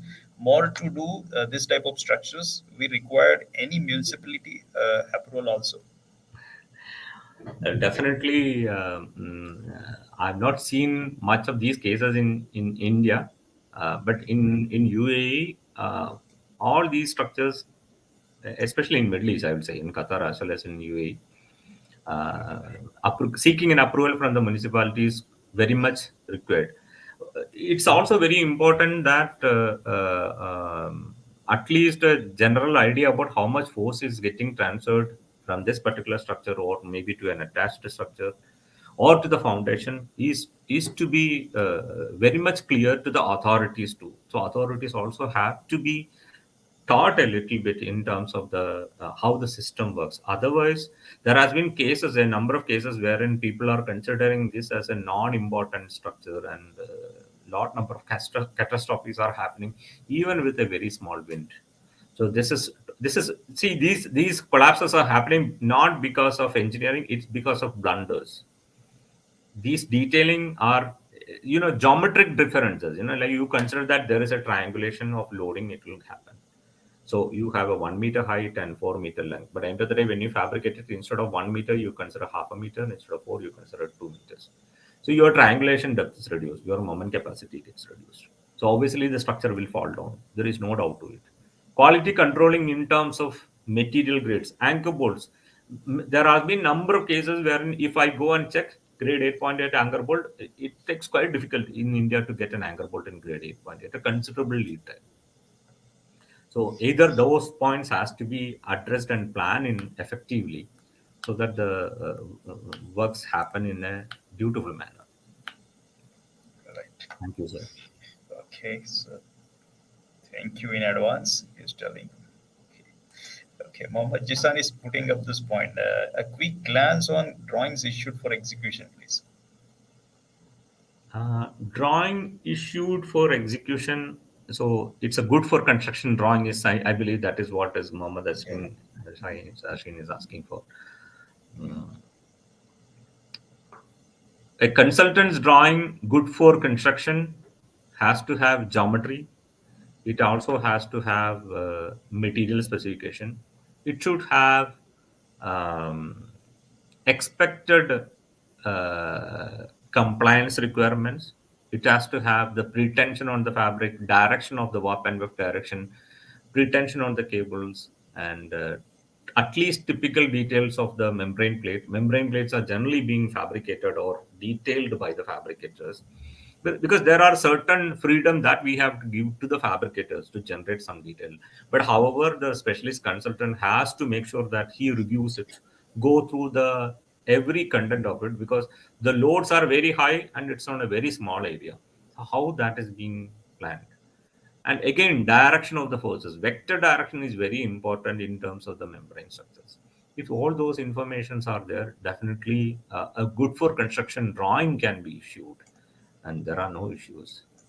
Most of the cases, nowadays it's coming in design and build, and design and build becomes a possible cases of having n number of different kind of solutions. So it's very difficult to compare an apple to apple comparison when it comes to costing, when it comes to material specification, when it comes to finishes and everything. So always is better to issue a good for construction drawing. So that will make sure that there is no way that you can deviate from the detail. So a good for construction drawing also will make sure that the architect's intent is being taken care with the highest priority. When you give a good, design and build, the aspect of cost becomes a serious matter in terms of providing a good solution. So in most of the cases, the architect's creative thinking is getting compromised. So Yes. that can be taken care when you go for a consultant like us when you're on the job, and that could be quite interesting. Thank you, Mohammed Jani. Yeah. Okay. Okay, so with this we come towards the end of the session now. So thanks a lot, Mr. Raju, for sharing quite deep insight related to very interesting subject.